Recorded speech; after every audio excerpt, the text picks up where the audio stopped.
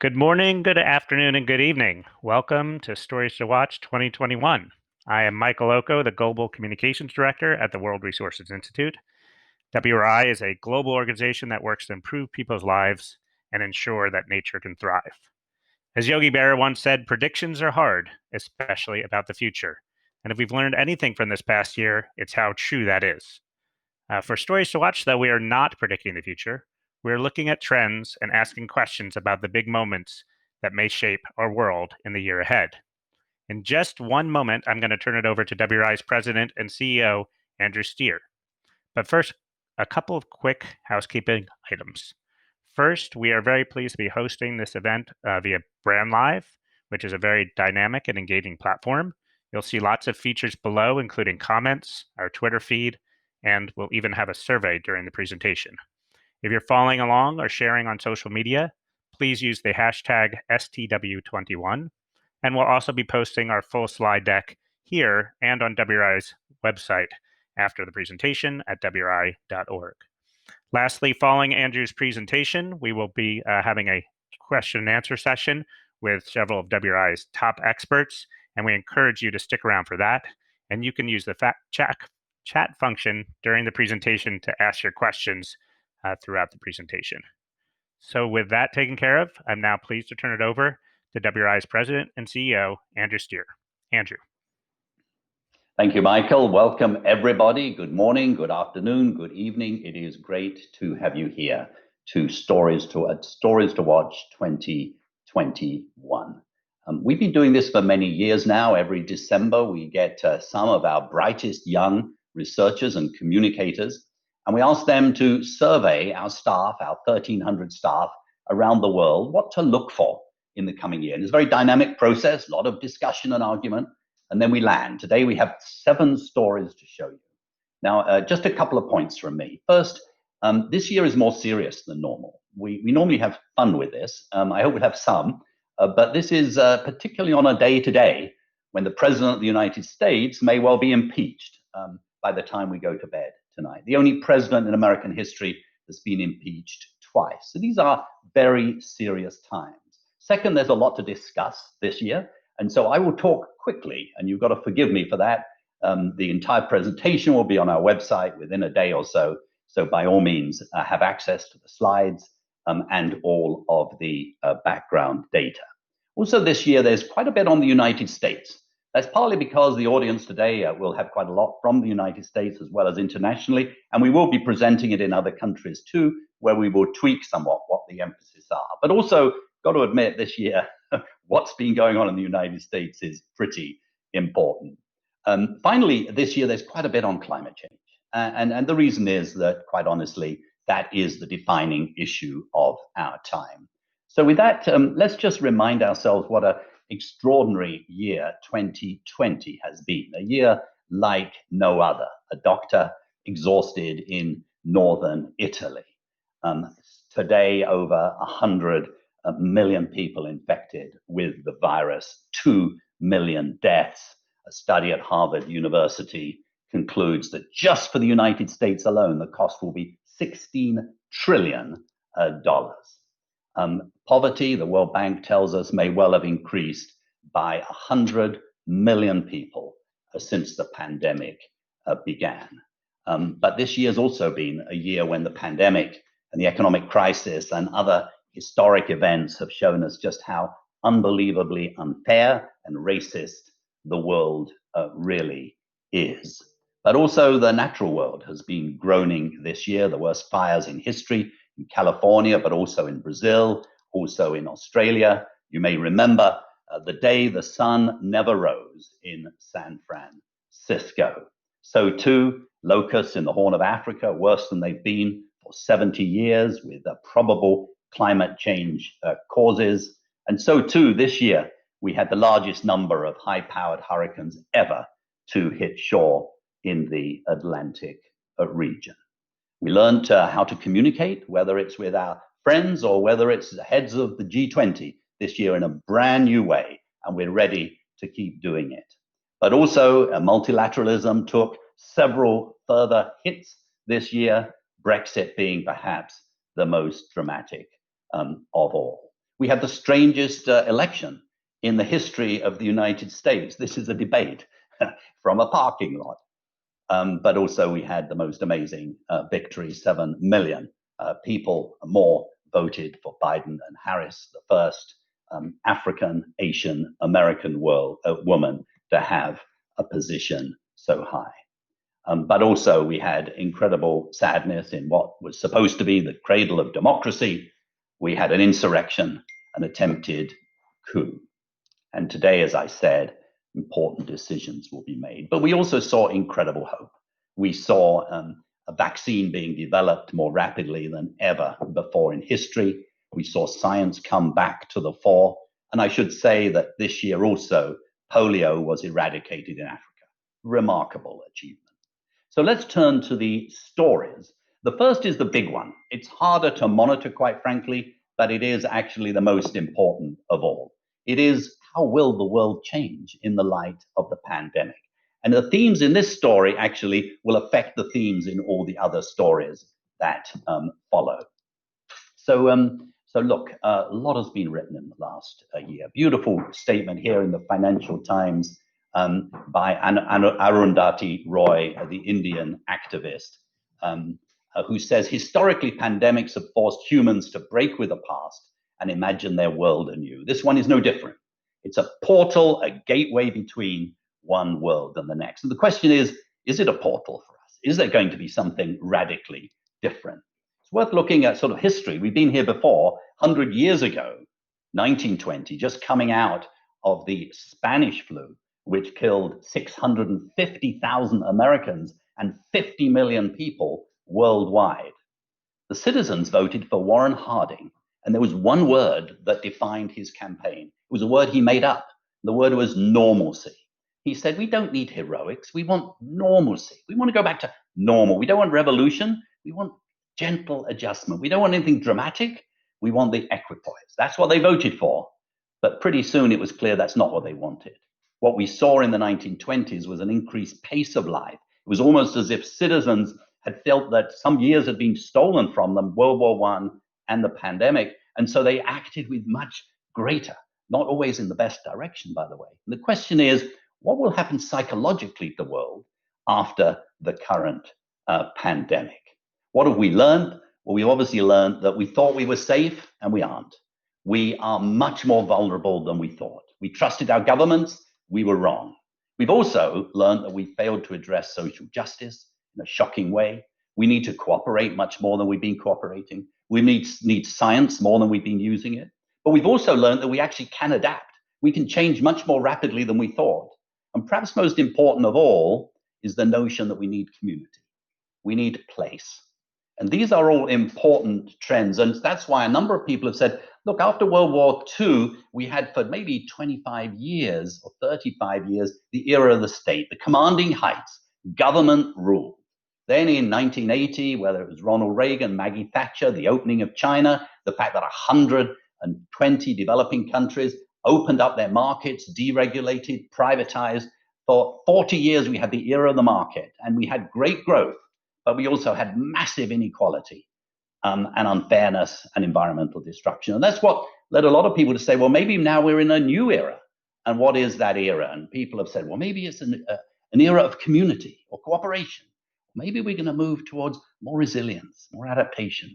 But we could go the other way, more tribalism, deglobalization. So the question is what to watch for. And by the way, some remarkable books in the last year have all addressed this. This is just one. Two leading economics professors from Oxford saying the market era has to end because we failed to understand the importance of community. A flowering of books on race and what needs to be done. This is just one, but a truly wonderful one, all saying we are at a pivot point in history. And then there are others saying, well, actually, we could improve. This is a book about the United States, Robert Putnam, Harvard University. 120 years ago, it was even worse. We were more dysfunctional. We were more unequal. We cooperated even less. And then for 60 years, up until 1960, you had all of the indicators moving in the right direction. Now we've come down in the trough again. But this is a book of hope that actually this could be that pivot point we hope for. And then finally, a whole lot of literature this year on essentially a new form of capitalism. This is Harvard University. We need to reimagine capitalism. So the question is, where do we go? Well, the starting point has to be justice. We lost John Lewis this year, but before he left, he said, this is a special moment in our history. We need to band together to fight for equality and justice in a peaceful, orderly, non-violent fashion. And so we do. That will be the starting point, hopefully, of any radical reset. This world we live in has become much more unequal over the last 20 years. The pandemic has made that even more clear. Black, Indigenous, and Latino Americans are 2.7 times more likely to die from COVID. In Brazil, the Black versus white infection rates and death rates are even more dramatically different. So what to watch for? Watch for the shape of the recovery. Let's hope we avoid the dreaded K-shaped recovery, where there's a bouncing back of certain regions, of certain industries, of certain privileged groups, and there's a left behind group of those that actually will never potentially recover again. Watch for this. We will know more about this in the months to come. Also watch who gets the vaccine. This is the perfect litmus test of what kind of society, what kind of citizens we are. It looks like parts of Africa will not have widespread vaccines until 2023, but that's not necessary. Watch this space. By the end of this year, we will know what kind of civilization we really are. What about companies? 50 years ago, Milton Friedman told us a company has only one objective. That's to maximize shareholder value. But now there's a whole range of companies saying, no, actually, we have an obligation to stakeholders. Watch annual meetings this year. Watch the World Economic Forum in Singapore this year. Watch the United Nations this year. See what role big corporations play. What else to watch? Watch for trade. Hopefully within a month from now, Ngozi Okonjo-Iweala will be appointed as head of the World Trade Organization, which is an organization that basically has declined massively under the Trump era. And essentially, we've moved away from a rules-based trade system. We need to recoup that. But we also need to ask, is it fair? Will we expectedly see some onshoring and some nearshoring? That may be good, but at the same time, it needs to be fair. Watch the way that trade develops this year. And finally, will multilateralism rebound? The G20 and G7 in the last couple of years really have been, quite honestly, unworthy of the current state in history. They've added very little value. But now we've got the G7 hosted by the United Kingdom. In the summer, we've got G20 hosted by Italy. Watch this space. It will almost certainly improve, but will it take on the really big issues that I've been talking about? Also, watch September, the United Nations General Assembly. The Secretary General has been required to present a very important paper on the future of multilateralism and the United Nations. Watch that space, see how it lands. So that's, if you like, the really big first question. And I'm going to ask you a question now. You'll be able to go below where you are. And first of all, I want to ask you, how optimistic do you feel about a reset? Are we in a 1945 moment? So please click on that and we'll have the results. And then the second question is, if you had to name the new era, listed some down there, and maybe in the chat or the questions, you can suggest some other names for the new era. So we'll leave that on just for a moment. And then at the end, we will let you know what the results are. So that is question number 1. How will the world reset?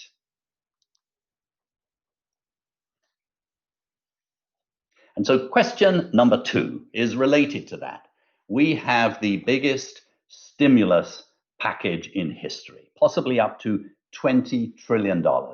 What will it be spent on? Will it be spent on tomorrow's economy or yesterday's? Will it be spent wisely or simply building back the old?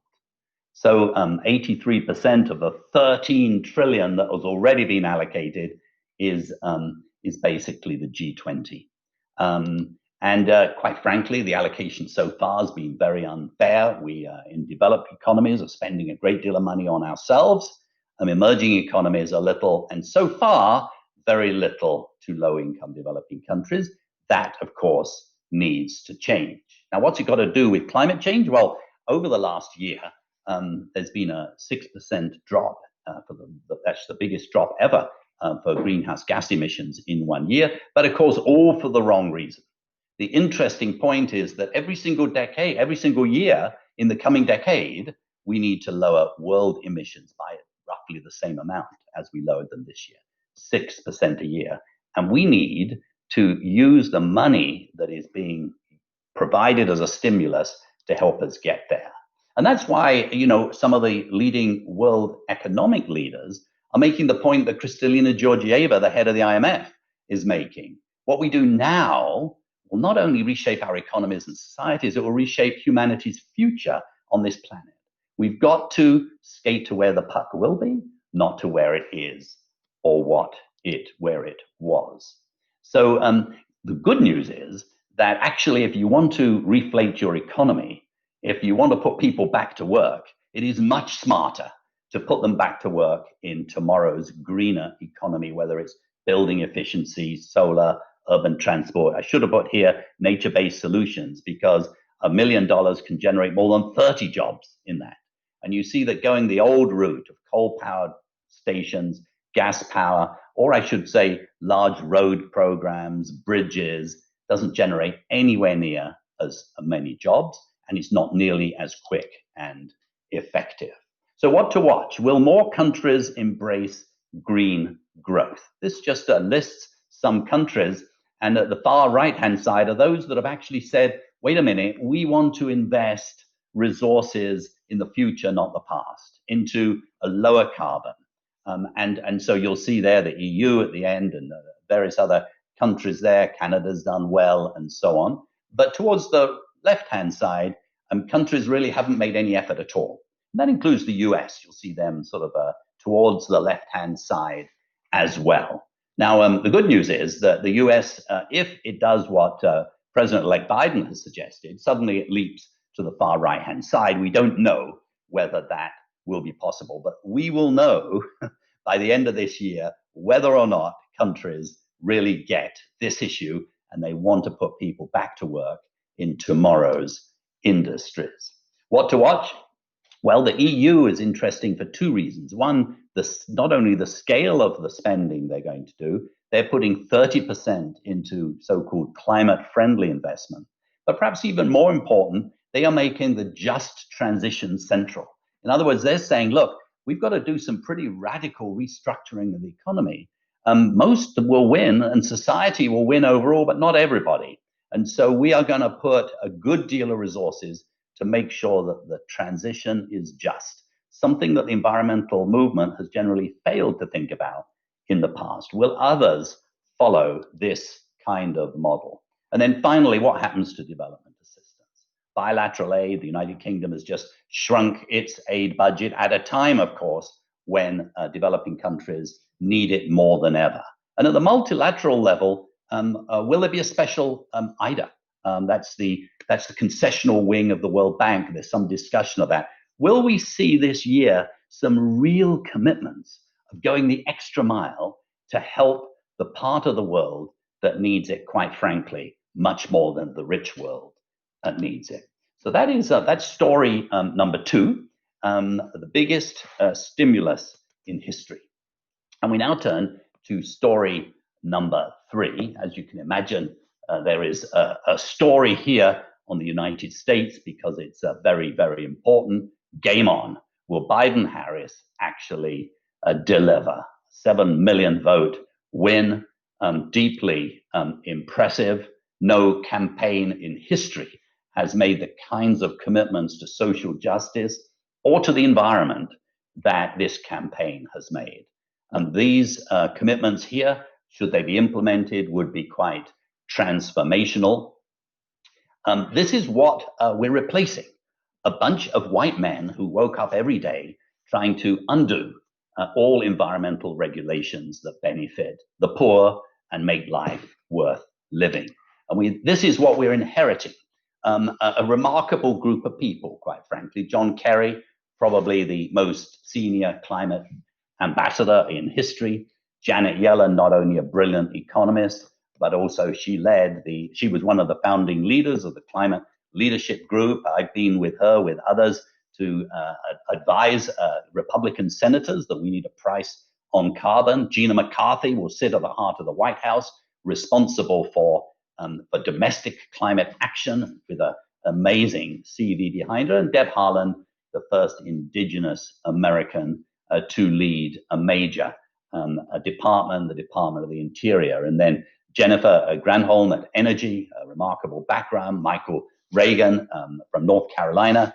EPA, Brian Deese, who will head the National Economic Council with a deep, deep concern for the environment. And then, of course, Brenda Mallory, who will head the Council of Environmental Quality. So we've got no excuses for not doing well. This is quite a team, to say the least. But we need action quickly. The United States has a lot of catch up to do, quite frankly. And simply saying the right things won't get us there. And that's why the first 100 days is so very important. Our first 100 days, day one, rejoin the Paris Agreement. That will happen. But also you'll see in the first 100 days all kinds of environmental regulations being reinstated. California, hopefully, will be granted a waiver. It wants much tighter standards and moving towards EVs much, much quicker than the rest of the country. Also, you'll see very important environmental justice executive order. This is extremely important because this is not your grandfather's environmentalism. This is modern environmentalism that puts people at the heart and especially focuses on those that have suffered from injustice. We'll also see a number of other issues, such as the suspension of new fossil fuel leases on federal land. That could all happen in the first 100 days. Watch it. But of course, the United States also needs to make a commitment itself as to what it will do. It doesn't have a so-called NDC at the moment. An NDC is a government's commitment for the next 10 years as to what it should do. We've done a lot of work on this, and others have too. We believe the United States could make a commitment between 45 and 50% reduction of greenhouse gases by 2030 over 2005 levels. So watch this and watch when it comes out. In addition to that, the so-called NDC will need to have other elements, including the role of federal, state, and local governments. Remember that for the last 4 years, we've seen amazing leadership from states and local governments. They need to be part and stay motivated and continue to act. And then there needs to be a lot more on adaptation. We have climate change already. Already people are suffering. We need to become more resilient. Can Congress actually do anything? Well, we now have a balance, which means the Democrats will control the Senate, as you know. We do believe there could be legislation that could even be bipartisan. We will get another stimulus bill. There should be something on infrastructure. Bipartisan members could well agree to major increases in research and development for green technologies. Also, natural climate solutions. That's investing in nature, which have incredible payoffs, both for the climate, but also for economic growth. And then very importantly, funding for the Green Climate Fund. The United States under Obama committed to $3 billion. Only $1 billion was dispersed before Trump stopped it. Immediately, we need, as quickly as possible, to have those $2 billion put back in the kitty, and then to go further, as other countries now have. So very importantly, as I've mentioned, is the point on environmental justice. In the campaign, Biden committed to 40% of all clean energy investment to benefit disadvantaged communities. This would be a remarkable delivery if it occurs. We will know by the end of this year whether it has happened. Now, internationally, the United States obviously is needed urgently. It needs to start with restoring relationships with the leaders of climate change, which is the EU at the moment. And the UK, of course, is hosting the climate change COP in November. So that's a priority. But much more than that. Will there be a climate deal with India, for example, on technology and so on, which would bring India into a leadership role as well, which it is not right now? What about restoring the Canada, Mexico, US agreement, where there was a time when these three countries were real leaders. And then obviously the big issue is, what about China? Obviously, there are very serious issues of competition and confrontation with China. But the question is there a possibility that climate change could be something that brings them together? And then will there be a sort of inspiration on the part of the United States for other countries? President Biden has said that he will summon world leaders from large economies in the first 100 days. What will they discuss? What will they agree? What will he ask them to make decisions on?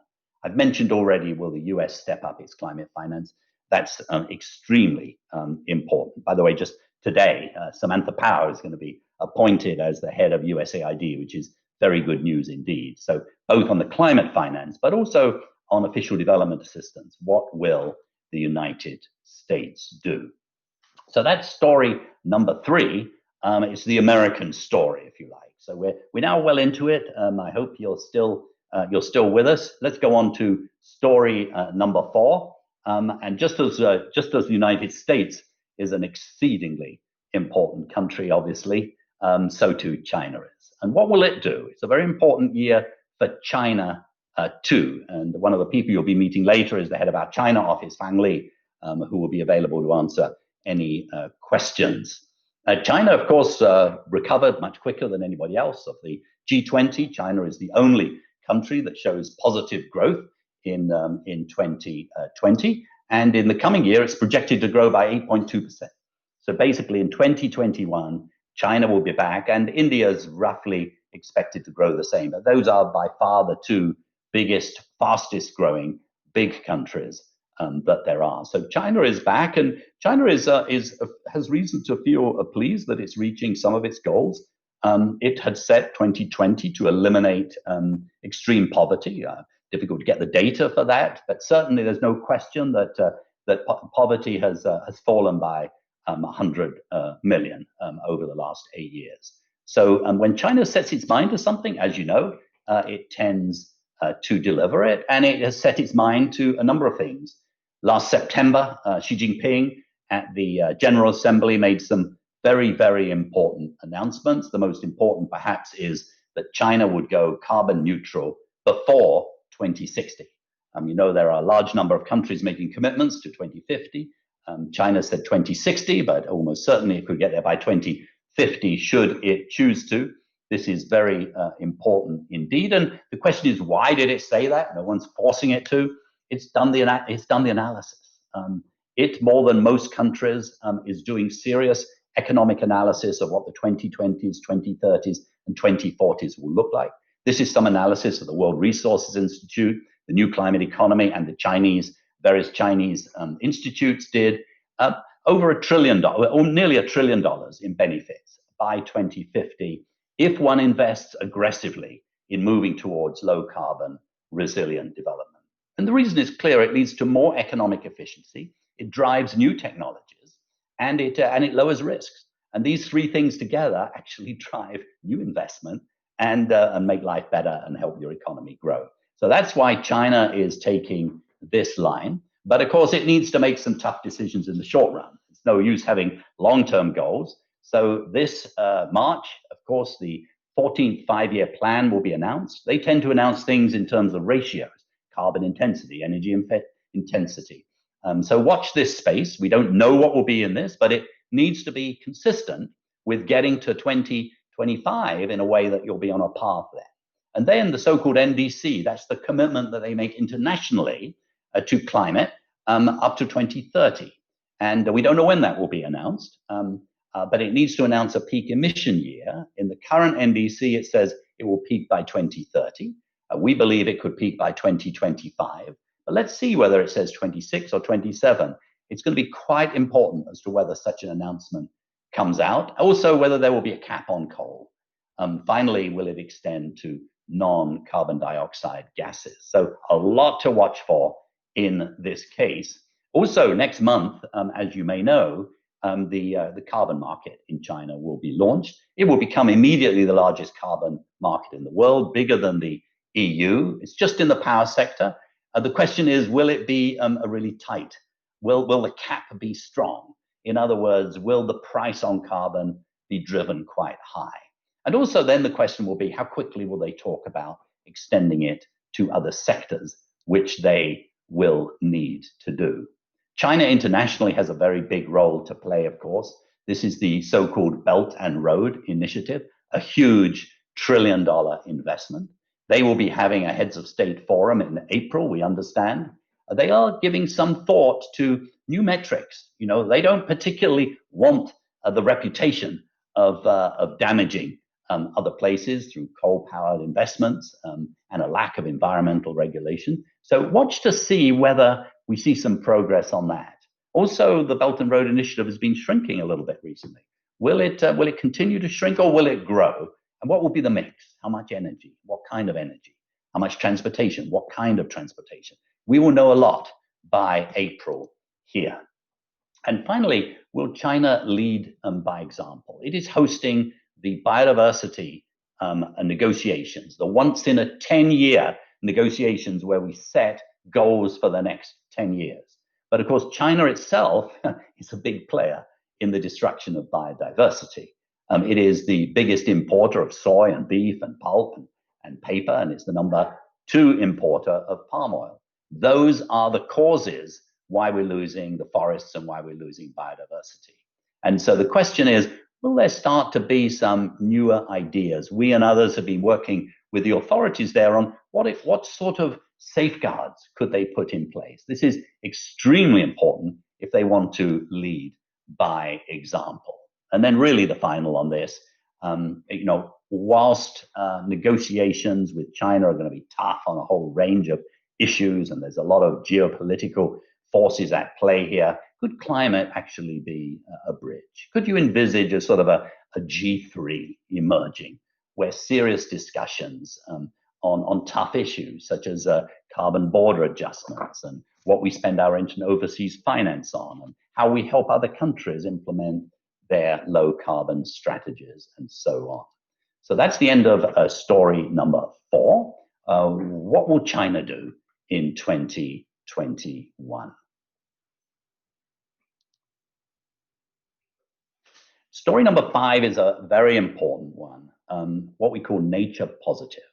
Could this be a breakthrough year for nature?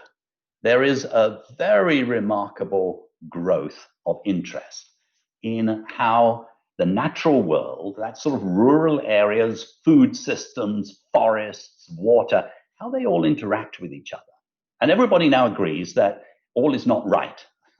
And that's why, for example, in the coming year, there are a whole range of high-level forums. This week, we had the new One Planet Summit hosted by President Macron. There's going to be the first ever Food Systems Summit in September. The United Nations is going to pick this up in September. We've got the once in 10-year Biological Diversity Convention negotiations on target. The G20, the Italians want to bring this up. COP26, this is one of the 5 big themes that the British want to put on COP26. And there was going to be an ocean summit too. We don't know exactly when, but possibly in the fall, which is all about nature, so to speak. And the question is, why is it rising so much? It's rising, number one, because we now understand that it is central to climate change. It causes more than the destruction of nature, and agriculture causes 25% of all greenhouse gas emissions. That has to be eliminated. But what we've learned since we now are heading towards a 1.5 degree goal, as opposed to a 2 degree, well, we now know that actually nature needs to bring down up to 16 years of historic emissions of carbon that are already up in the atmosphere. It has to bring it back down to Earth in the form of trees and bushes and crops and soils. And that's a huge transition. And so that's one of the reasons. The other reason is that whilst doing that, we have to increase food production a great deal. And there's going to be a gap of 56% given more people and more prosperous people. So there's the food production issue. And then there is a whole range of recent research which shows that actually nature plays an incredibly important role potentially in the recovery. $10 trillion in business opportunities by 2030. And that's why you're seeing a great deal of sort of new thinking at a time when we're heading in the wrong direction altogether. In 2014, we agreed that we would eliminate loss of tropical primary forest by 2020. Instead, it went up by 41%. So we're heading in the wrong direction. But now there is a sort of a real effort for a much more holistic approach, often referred to as the produce, protect, reduce, restore. We've got to produce more food. We've got to protect nature. We've got to reduce the wasteful use of loss of food and the wasteful use of chemical input. And then we've got to restore several hundred million hectares of land. So this is a big agenda, but it's an integrated agenda. So in each of these areas, under produce, for example, this coming year, we're going to see some really interesting things. The EU has got a farm to fork strategy. Watch to see as that is implemented. Biden is going to come out with an agricultural plan. Watch to see the integration of nature with food. Look at the commitments under the NDCs for Glasgow. See how much agriculture comes in. And this year, the Consultative Group on International Agricultural Research, which is the leading group of agricultural research institutes in the world, a lot of discussion about increasing funding precisely for this purpose. So too, on the protect side, a huge decision to be made this year at the Kunming discussion. Will all the nations of the world commit to protect 30% of all the land and all the sea? And not just in speeches, but actually will they have plans to do that? And importantly here also is the notion of indigenous rights. If we want to protect, we need to protect the rights of those who own the land historically. We and others have done a great deal of research that shows give legal title and enforce it to indigenous people, and land is conserved and invested in a much, much healthier way. On the reduce side, perhaps the most important issue is reducing food loss and waste. 1/3 of all food is lost or waste every year, causing incredible destruction, incredible emissions of carbon, reducing food security. China has just announced this year a remarkable clean plate campaign, whereby citizens are going to be urged and government is going to play an important role to reduce food loss and waste. If successful, that would save enough food to feed 60 million people. And under Sustainable Development Goal 12.3, which says halve food loss and waste by 2030, there's some countries now already halfway there. Denmark is, UK there. Will others follow? And then we come to the restore story. This year, there will be a breakthrough in monitoring, which will be very important. Over the last few years, we've seen a lot of encouragement under what's called the Bonn Challenge. So far, 210 million hectares have been committed, and 14 million, as of today, are in process being restored in 61 different countries.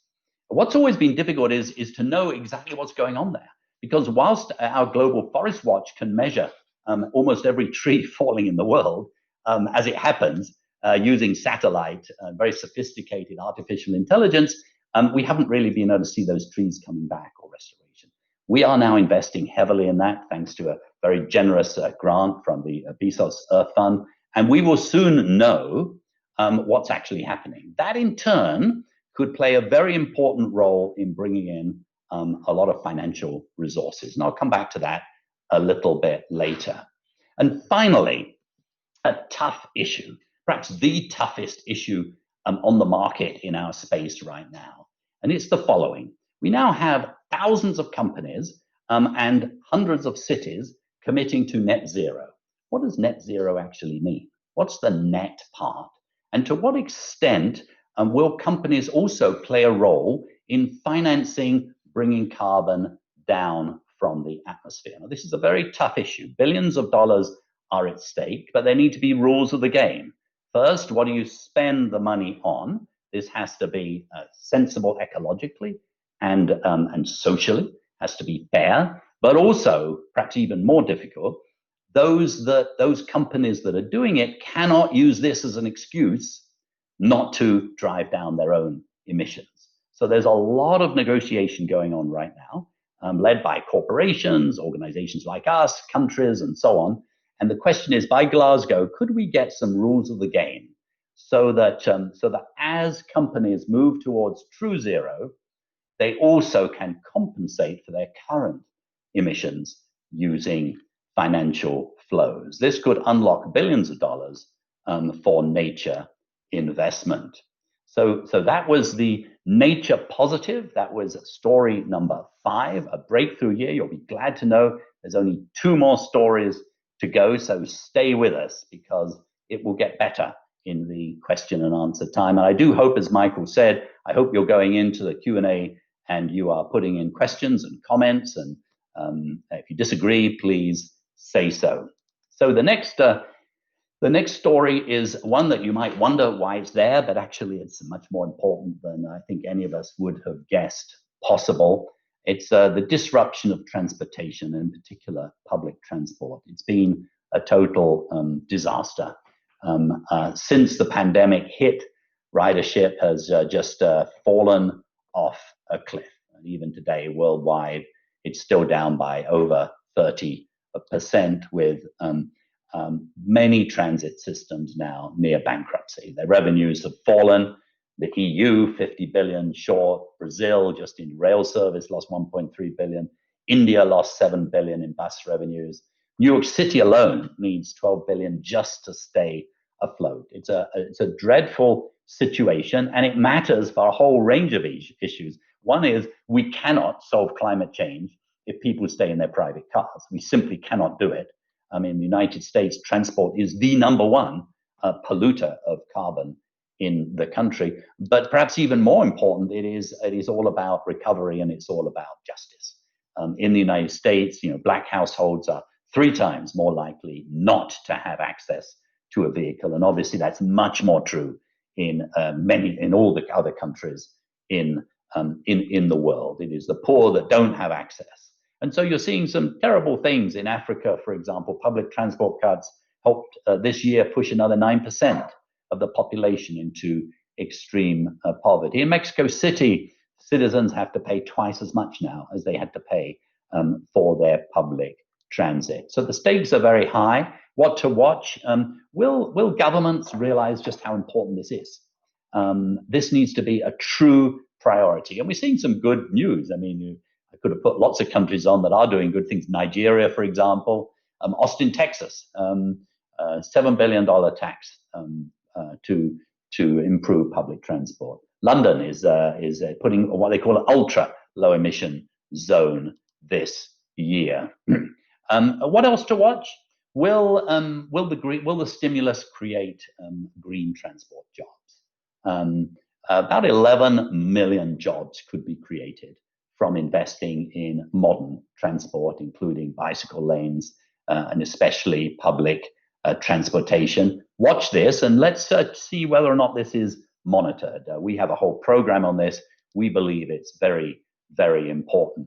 Also, even in this time of desperation, is there a possibility of some leapfrogging? Today, 95% of all the electric buses in the world are in China. The evidence is that this year, there could be a 50% increase in electric buses. Electric buses are dramatically healthier, dramatically better for the environment, and good for the economy as well. So where China is moving forward, Colombia has a big program. Here in the United States, there are 480 school buses. We're going to be very heavily involved, thanks to a large grant we just received, working together with the incoming Biden administration and the Congress. And my 2 golden retrievers agree with it, obviously, since you probably can hear them barking. And what else to watch here? This is a very, very important potential inflection point for cities. Over the last 9 months, cities have transformed enormously. And around the world, much more bicycles have been out, much more walking, and the smart mayors have been taking advantage of this. All around the world, whether in Bogota, Kampala, in Paris now, the mayor just been re-elected. She says, I'm going to make the Champs-Élysées into entirely walking and into a park. So remarkable things can be done. The important thing is let's not go back to normal. Let's go towards tomorrow's urban transport rather than yesterday's. And finally, is this potentially a new era for cities? As people have got used to much quieter cities, walking cities, some of them are really liking it. It's also much better for the poor, by the way, unless the public transport is cut back. We're bringing out an important report in June, a World Resources report called Towards a More Equal City. And the chief author of that will be one of the people answering questions in just a minute. So that's the second to last story. Will public transit survive? So now we come on to the last story for which you are, I'm sure, truly thankful. And that is, how does this all add up in this very important year? As you know, once every 5 years, the nations of the world gather to up their level of ambition under the Paris deal. And that will happen in Glasgow in November. Will this year be an inflection point? Some very good news here. I mean, you never would have dreamt in 2015 that 61 countries would have committed to net zero emissions by the middle of the century, representing over half of all global emissions. So too, we never could have imagined that 1,100 major international companies would have committed to so-called science-based targets, which means they decarbonize throughout their entire supply chains and in a transparent way, monitoring it and reporting every single year. So too, cities. They're now over 10,000 cities representing over 1 billion people have joined the Covenant of Mayors, which has a commitment to move towards net zero. So we certainly have a context that's much better than we've ever had before, but it's just not yet adding up, quite frankly. We've just done a major piece of work that asks the question, if we were to get to where we need to get to for 1.5 degrees, we would need to ramp up renewables 6 times as fast as we're doing. Transition to electric vehicles 22 times as fast. You can read the others. You notice the only one on the bottom right that looks like we're almost there is on utilities, on electricity. So we need to accelerate. 4 things are required. First, plans for the 2020s need to be announced this year. That's the most important. Second, in Glasgow, there still is some rules of the game that need to be negotiated. Third, finance is essential. And fourth, in addition to all the negotiations, there's some very, very important private sector-led sectoral transformations that are in the works. So let's just go to those one by one. On the NDCs, that's the 10-year plans. So far, 70 have announced their updates. 43 of these actually look pretty good. Not all of them by any means. Some, like Colombia and Argentina, EU, UK, are very good indeed. Others are not. What about the United States and China? They absolutely need to come through and demonstrate leadership. What about those countries that have announced that they are going to net zero, but haven't yet announced what they're going to do this decade? The Japan, South Korea, New Zealand, Canada all fall into that category. And what about those that simply haven't come forward yet? Will they step up? I mean, here are 3 very important countries. What will they do? Watch this space. And then finally, what about the laggards? The Brazils, the Australias, the Russias, the Saudis, the Mexicos are really disappointing. What I should say is that in many ways, the leaders in terms of ambitious NDCs are the vulnerable countries and low-income countries. Small island developing states, for example, have already come forward with very impressive NDCs. Some of the big countries need now to follow suit. So that was on the first one, the NDCs. Second, on the negotiations, what needs to be agreed? This may or may not interest you, but bear with me. So far, there is no agreement on carbon markets. Article 6 is that discussion. It's really important. It could unlock billions of dollars, but done wrong, it could become very damaging. So this is a really important.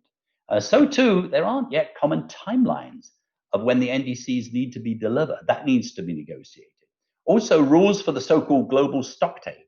That's in 2022 when countries sort of peer review each other's progress. Very delicate, as you can imagine. No rules yet. And then finally, very important politically, is sort of issues of finance and what's called a solidarity package. That's all about adaptation. It's all about what we call loss and damage. It's all about those that actually have suffered from climate change, which they didn't cause. So there's some knotty issues here to discuss. And then third, finance. This is incredibly important politically, and it's important substantively.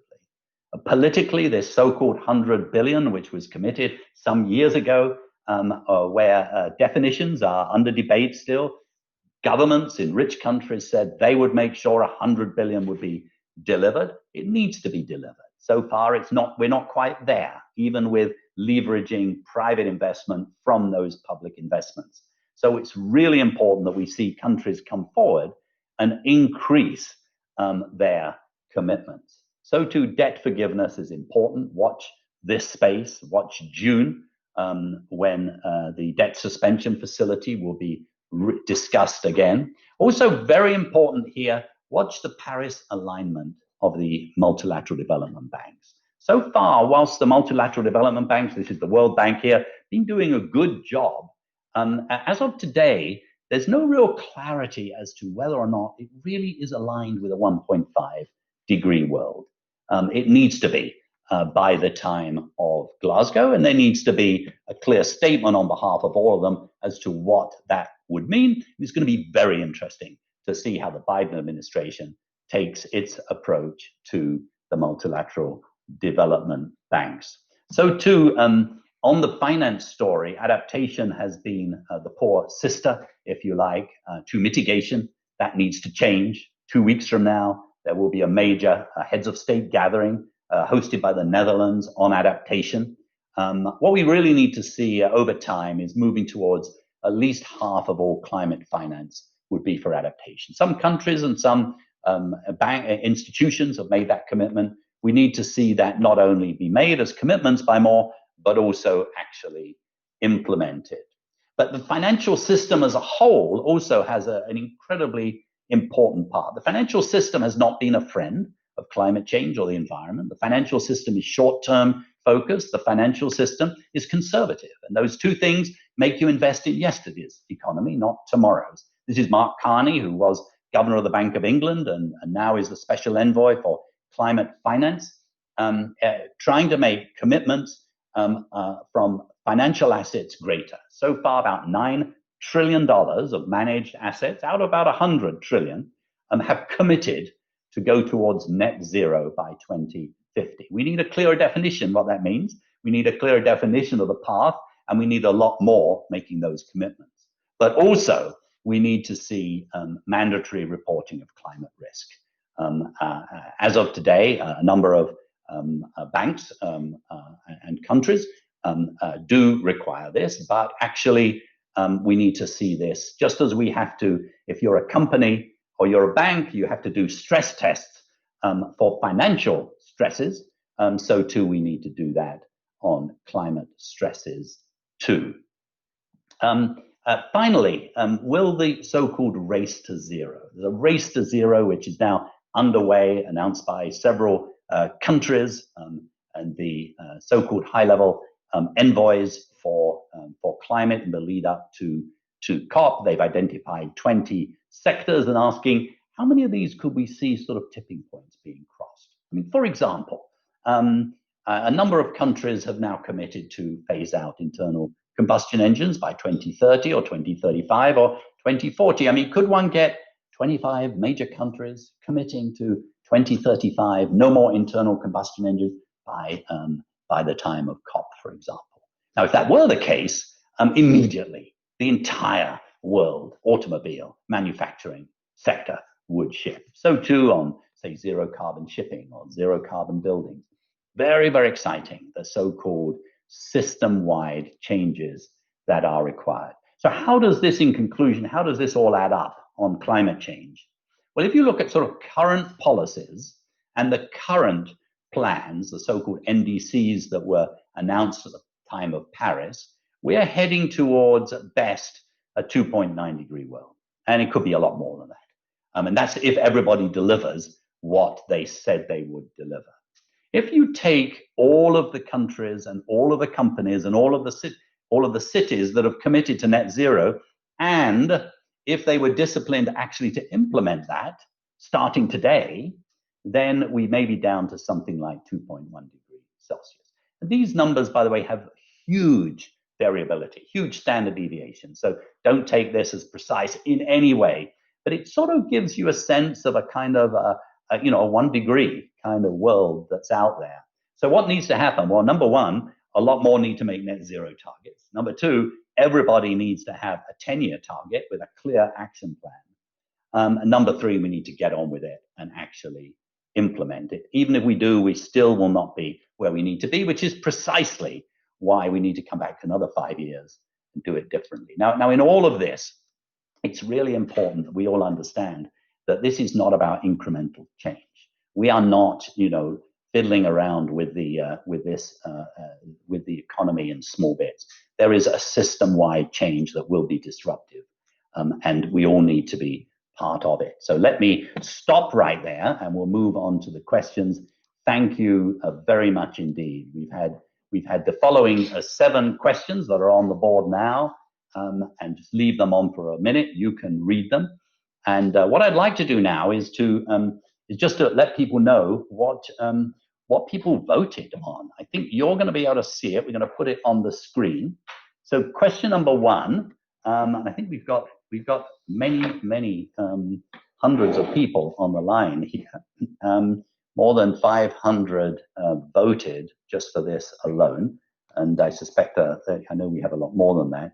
So 6%. Oh, you see it there. So 6% very optimistic. Well, that's good. So 55% somewhat, 16 neutral, 23 pessimistic. That's very interesting. Maybe we should discuss that in the question time. In the reset story, different names. Community resilience. That is fascinating. Moving from maximizing growth to, okay, can we become more resilient? Tribalism, cooperation. So that's encouraging as well. So look, thank you very much for that. I'd like to ask those that are on the question and answer panel. Could you come on to the panel first of all? First, could we put up the slide that shows who's coming up? We have Helen Mountford, who is our Vice President of Climate and Economics. Wanjira Mathai, our Vice President for Africa. Craig Hansen, our Vice President for Food, Forest, Water, and the Ocean. Then we have Bang Li, our Chief Representative of WRI China. Dan Lashoff, who leads all our work in the United States. And Anjali Mahendra, who is Director of our Global Research on Cities and Mobility at the WRI Ross Center. So could we put you all on the screen right now? And we have a wonderful set of questions here. Let's just turn first before any specific questions. And Wanjira, maybe you saw those answers, some optimistic, some pessimistic, but any reactions to that? Well, I was delighted to see, Andrew, resilience so high up. I think that is the story for all of us. It's resilience because of what COVID-19 has taught us, that we cannot mess around with the vulnerability of our species, and certainly the reality of adaptation as a critical agenda on the climate plate as far as the vulnerable countries are concerned. So that one stood out for me, Andrew. That's great. Thank you so much. Let's just turn to some of these. Dan, heading the US program. Question here from Aidan. Look, the environmental movement hasn't always done a very good job thinking about environmental justice. And after all, 73 million people voted for Mr. Trump. How do you see practically this notion of making sure those that are disadvantaged, if you like, losing jobs in deindustrializing areas, can be part of this transition? Well, thanks, Andrew, and thanks, Aidan. That's a really, really terrific and critical question.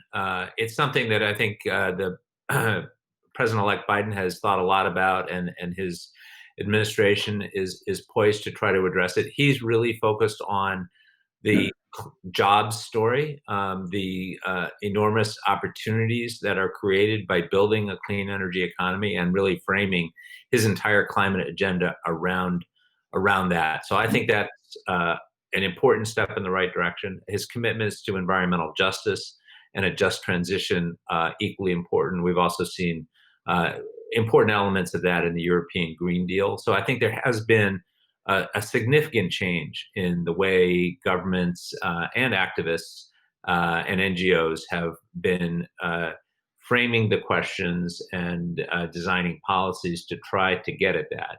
But there remains a lingering challenge, which is the fact that partially as a result of social media and other factors, people are living in different information universes. So the 73 million people who voted for Trump simply have a different worldview, many of them, than those who voted for Biden, because the information they're getting is from different sources, and much of it is misinformation. And that is a challenge that I think all of civil society has to face up to. I don't think we have any clear answers to that, but it's a critical challenge for all of us. Great, thank you so much, Dan. Some questions here about China. Fang Li, could you give just a little more detail on what we're expecting from the 5-year plan, and when might the NDC come out? By the way, I should say, you probably see me leaning over a certain direction. I'm trying to read all the questions. There's some wonderful questions here. So Fang Li, a little more on China. Okay, that is after the new pledge announced by the president, the whole country start moving. And China is really good at making the master plan. Every 5 years, China is going to make plans. So this year is essential years for making 14 5-year plan. And just today in the afternoon, the Ministry of Environment announced it's going to have the clear target with clear action plan with strategic planning, policy regulation, and standard, followed by institutional arrangement, and is willing to do the pilots.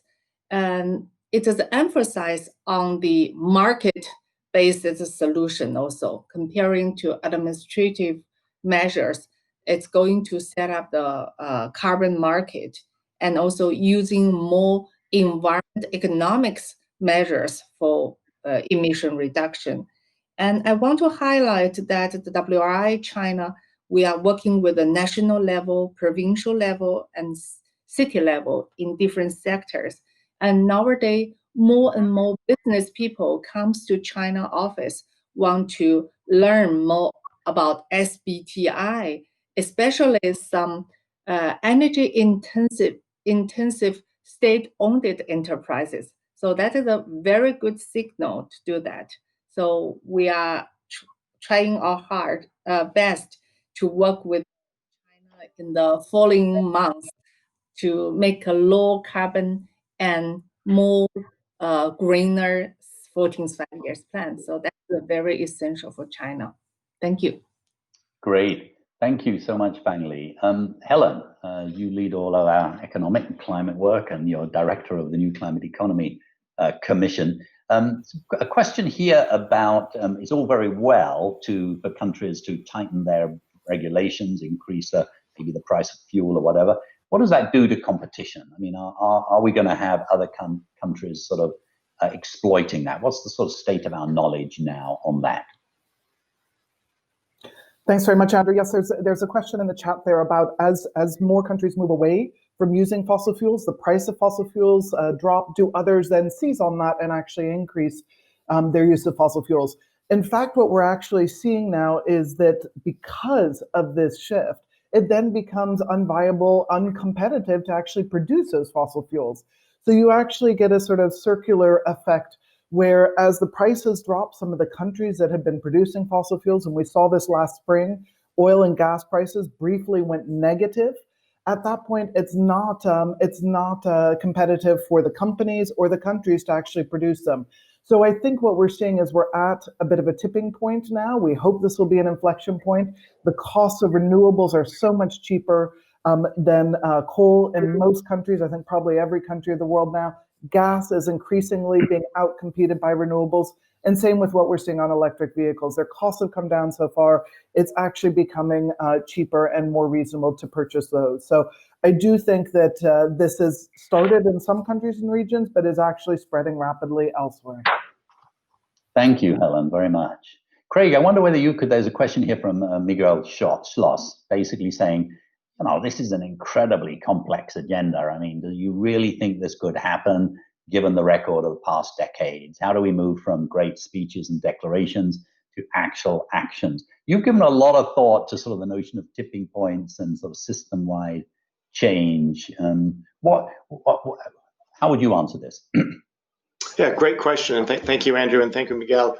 To your point about how does one move from declarations to impact, there's a couple things. One is you need to have the right entities making the declarations, right? Those, as Andrew was referring to, that have the scaling power, the tipping point to really affect that change. Secondly, we need a clear path for how to get there. And finally, you need some accountability. One area that we've been heavily involved with is on the restoration movement, which has really taken off for the past decade of how can we bring back nature, restore trees and landscapes ranging from agroforestry systems in Africa to dense forests in Brazil. And we've been able to pull together through two coalitions, AFR 100 and Initiative 20 by 20 in Latin America, heads of government making bold commitments to restore millions of hectares of their landscapes. We've also then, through coalition with lots of partners, and many of you probably here joining this event, right, to help with the technical assistance and the financing and how to do it. But then you also have to hold them accountable. Public reporting every year. Are nation states, our companies following through on those commitments and building that soft pressure to follow through on those commitments? Thanks very much indeed, Craig. Angelique, could you say a word? There's a couple of questions here on cities. One relates to, should we be investing much more in smaller cities, which inherently understand community more? And tell us just a little bit about the blockbuster report and analysis you're bringing out in June on a more equal city. Thank you, Andrew. So this is a really interesting question. And in fact, the one about smaller cities and towns, and should we be directing more investment there to reduce the pressure on bigger cities? It's a question that so many major cities in the developing world have struggled with for a while. In the US now, especially with COVID, you're starting to see major companies moving out of places like that, San Francisco Bay Area to Texas and other places. And so I think we are going to see more of this happening. In many places like India, we've seen evidence that people are getting driven away from the smaller towns and cities to the bigger cities because precisely of lack of investment in infrastructure, in basic services, in opportunities to access health, education, jobs. And so I think we will see more investment in the smaller cities and towns. This question about related to what you asked, Andrew, about what we're writing about and the evidence we're gathering in the report towards a more equal city.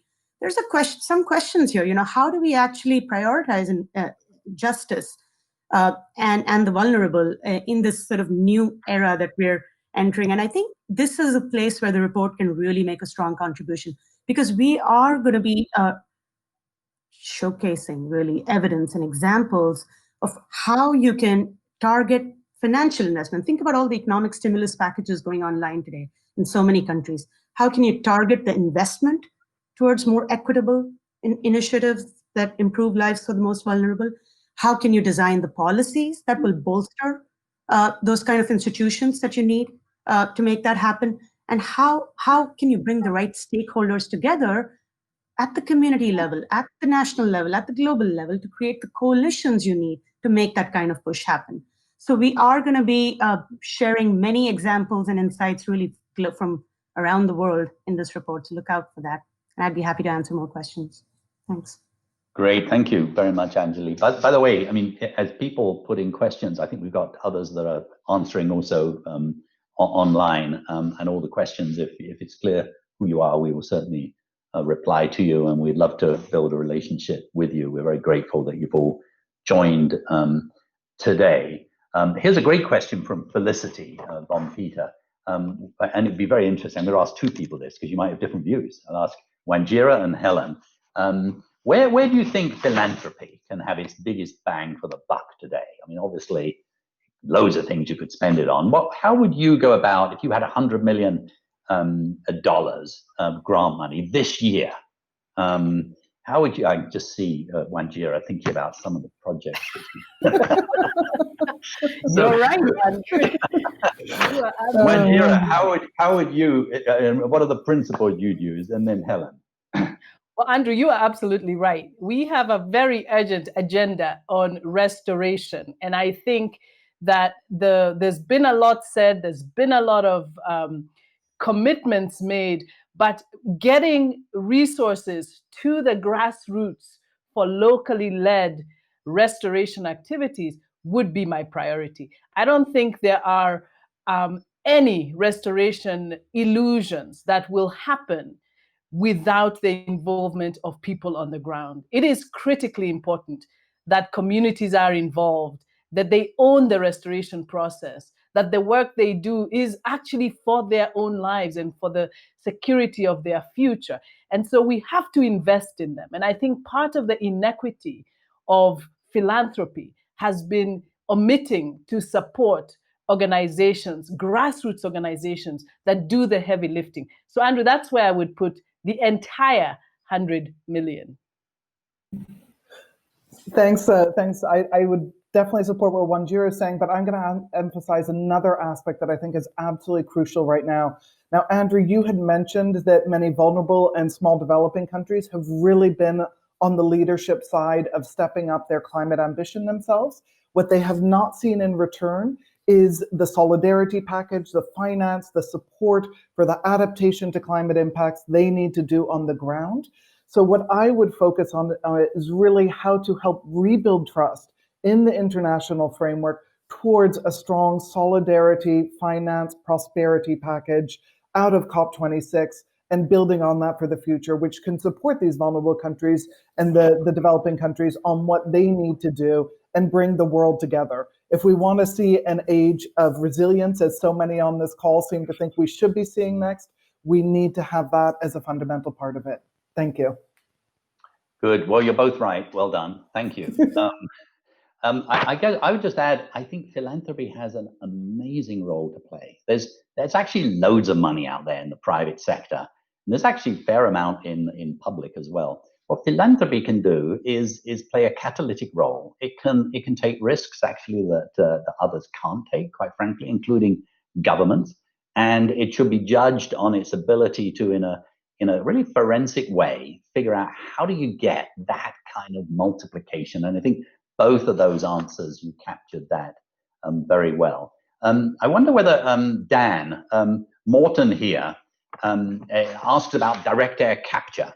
Direct air capture is using mechanisms to actually suck carbon out of the air, and we're going to have to do it. But he said, well, where do we stand on that? And is it a bit worrying because if we start thinking we can do it mechanically, will we all relax? Yeah, excellent question and an important thing to consider. But when we analyze what's really needed to achieve a global warming of 1.5 degree maximum, it's clear that we need to reduce emissions from sources as rapidly as possible. 100% clean electricity, replacing internal combustion engines with electric vehicles as quickly as we possibly can. But there's so much momentum in the system, and it takes time for the existing cars to be replaced with new ones, that we're going to need to remove carbon from the atmosphere at gigaton scale, in addition to reducing emissions from sources as quickly as we can. Nature-based solutions are a critical piece of that and can contribute. But one thing we know for sure is there is a finite amount of land on Earth. And so we do think that direct air capture has an important role to play in a portfolio of measures that's needed to achieve. And we're optimistic about the scale up of that technology. We're seeing increased investment, increased private sector interest in actually purchasing tons of carbon removal that comes from direct air capture. So we have a long way to go to bring that technology to scale, but that's sort of why we have to start now. Great, thank you very much, Dan. Finally, there's a question here from Yahui Lei, talking about EU green recovery and China's new infrastructure strategy. Both of them essentially pretty ambitiously trying to sort of shift things. Do you see a role for a partnership here, EU, China, and do you potentially see one with the United States as well? And do you sort of, I mean, there's obviously going to be some competition, isn't there? Both for political reasons, but also, well, I mean, political reasons and economic reasons. Is it possible to have competition that's also really helpful, where you egg each other on and you both become better performers? That's very good and inside question on international relationship. At the end of the last year, the second last day, 30th of December, China and EU just signed a free trade kind of a trade agreement. That is the effort for so many years. Then there is a good signal that in that treaty, there's a lot of the article mentioned about sustainability, low carbon, biodiversity, and of course, human rights. So there is a huge opportunities for China and EU share the experiences on how to reduce the emission, since we just learned the experiences from EU, the two different stage. The first stage is for some countries peaking peaking the emission from 2013 to 2020. Part of the country in European Union even can raise their emission. They think about just the transition. And after 2020, all the countries of the European Union need to reduce the emission. So how to design the system combined with administrative order and the emission trading system. So effort sharing regulation and the ETS. So we are helping to compile the EU experiences and share with the China. And that is for experience sharing and policy learning to each other. And second, for the market, the trade market agreement is just a signing, which is could be benefit for high technology, especially low carbon emission technologies, trade between the boundaries. And also that is a great chance for China to use that China-EU cooperation relationship to talk US. So, but at this stage, climate change is just a tool for the international relationship, not the target. The tripartite look at the climate change as a kind of the enhanced economic employment. So we need to look at what's happening in the coming years. Thank you. Thank you, Feng Li, very much. Craig, Mira Subramanian here asks, it's great that countries might set aside 30% to protect the water, the ocean and the land. Hard to do, isn't it? Tell us, say a little bit more about that and implementation. Sure, great question, Mira. Let me start with the ocean, right? There's a big movement to protect 30% of the world's oceans. Just last month, the high-level panel for sustainable ocean economy, a group of 14 heads of government whose countries have 30% of the world's coastlines, came out with a set of recommendations on how to transform the current economy to a sustainable ocean economy. They talk about protect, produce, and prosper. And I think that's one of the elements here in protection, is that one way to help overcome barriers to protection is to make the case that protecting natural ecosystems, in this case the marine ecosystems, actually is a means of actually boosting production, economic activity, as well as prosperity for all involved. I mean, the science is out, right? We know that marine protected areas actually serve as the source for the fisheries industry. The fish can go there, they can reproduce, it helps to rebound and build fish stocks. And the fishing outside of the marine protected areas actually is much better than outside of near protected areas, right? So this is a way that protection actually helps boost production. It actually creates new economic activities, tourism, you name it, right?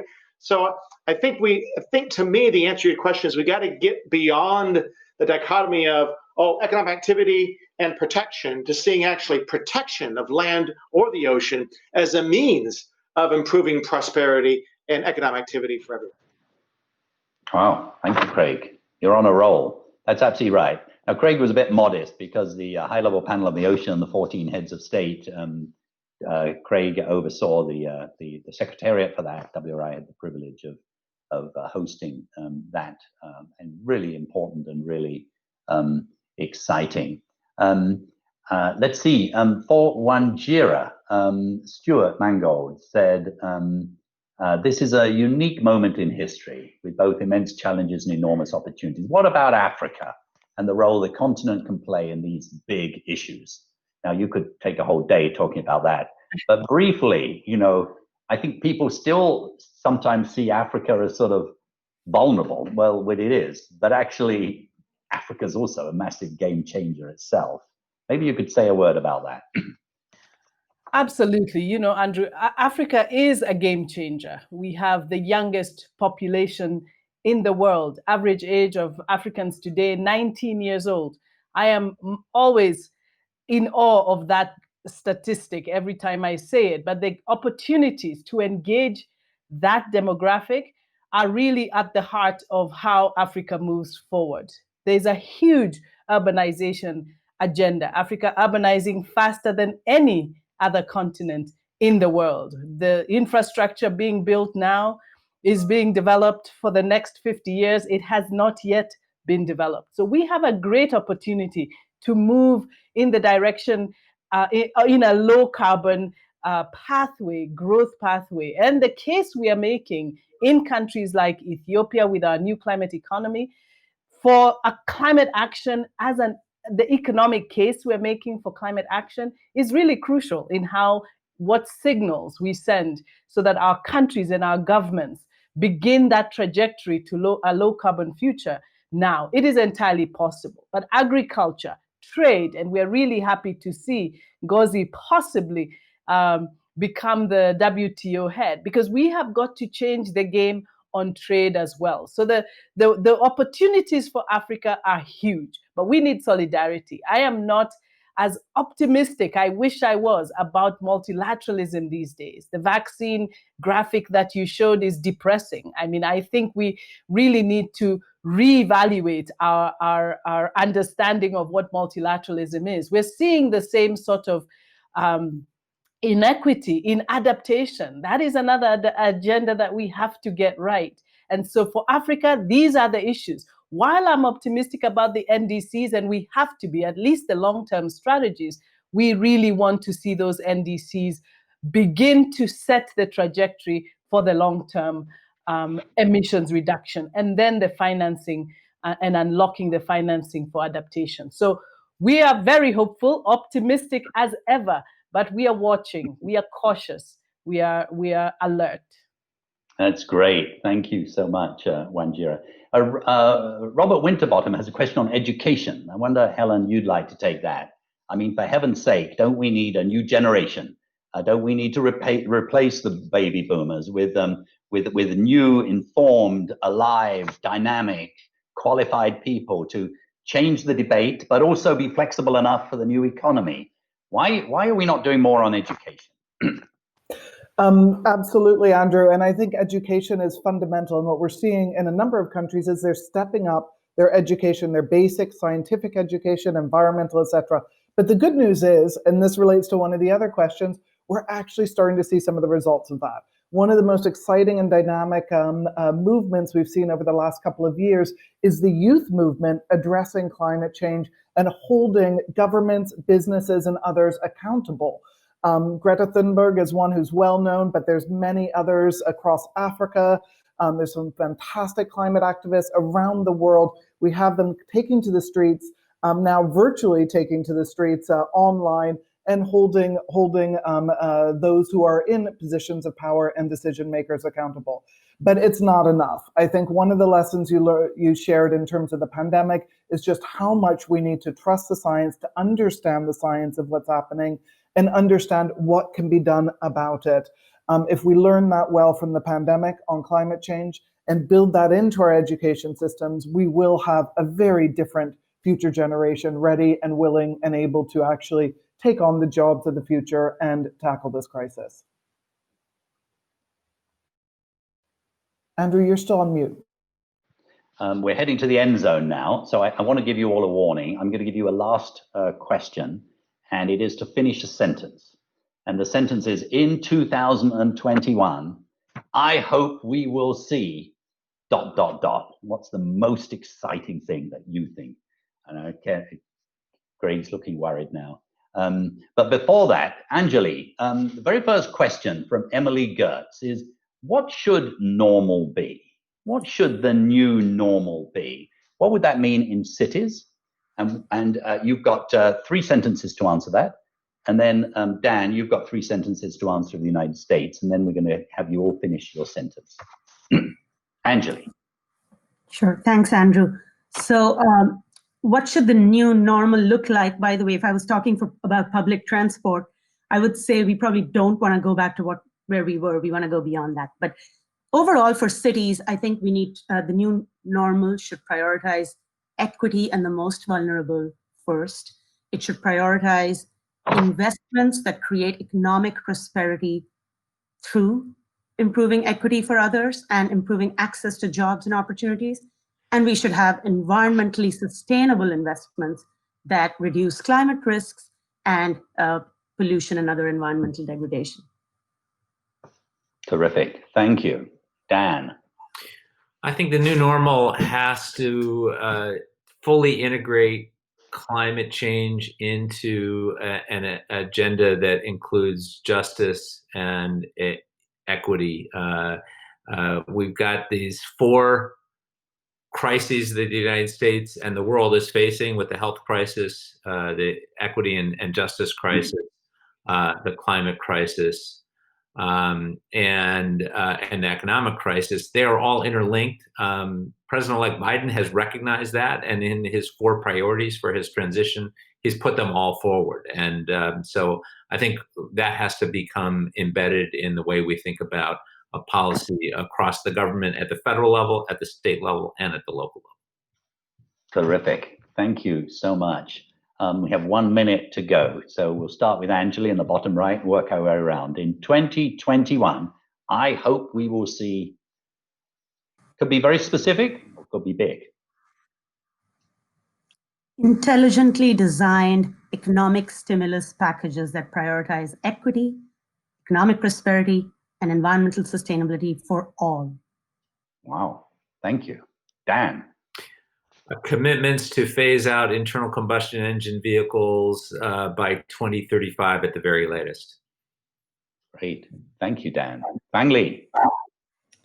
Low carbon with a high quality economic development and solidarity. If we have a competition that's clear, under clear rules and constructive competition, the race to 0. Well done. Thank you, Bang Li. Helen. Thanks, Andrew. That the global community comes together in a spirit of trust in COP26 and delivers an ambitious package on climate action, including the much needed finance and the elements to really start to move forward on adaptation and resilience building. Brilliant. Thank you, Helen. Wanjira. Well, I'm joining Helen, a resolution to Article 7 of the Paris Agreement. By goodness sake, I hope we get that. Well done. Thank you, Wanjira. Craig. Yes, by 2021, I want to see the beginning of the end of the 4 crises that Dan mentioned. This is the turning point. Brilliant. Thank you very much. It is now exactly 10:30, which is when we promised to end. Thank you very much. You all gave the right answers. And on behalf of WRI, I'd like to commit to everybody listening that we're going to wake up every day in 2021 trying to achieve exactly the answers to those questions, which, by the way, I hadn't told them beforehand, so they didn't know what they were going to get asked at all, including the last question. I want to thank everybody that's joined us today. You are our partners. We actually have, we're very good at analyzing. We count it, we change it, we scale it. We're good at changing, but actually the scaling is what we all need to do together, and we do it with you. And so we're incredibly grateful. Please stay in touch. Please register to get regular updates and so on. And we'd love to work with your institutions and with you more closely during this incredibly important year. I also wanted to thank our panelists that we just had. I think you get a real sense of how blessed we are at WRI with incredible depth of leadership, and we're really grateful. And thanks to those that prepared it. Michael was on at the beginning. He's overseen Stories to Watch, as he has for many years. Thank you, Michael, and to your incredible team of young researchers and communicators who put all those slides together so well. So thank you all very much. I think that brings us to the end, unless anybody's got anything else they'd like to say. Thank you very much. Happy New Year. Look forward to working with you in 2021. Thanks so much.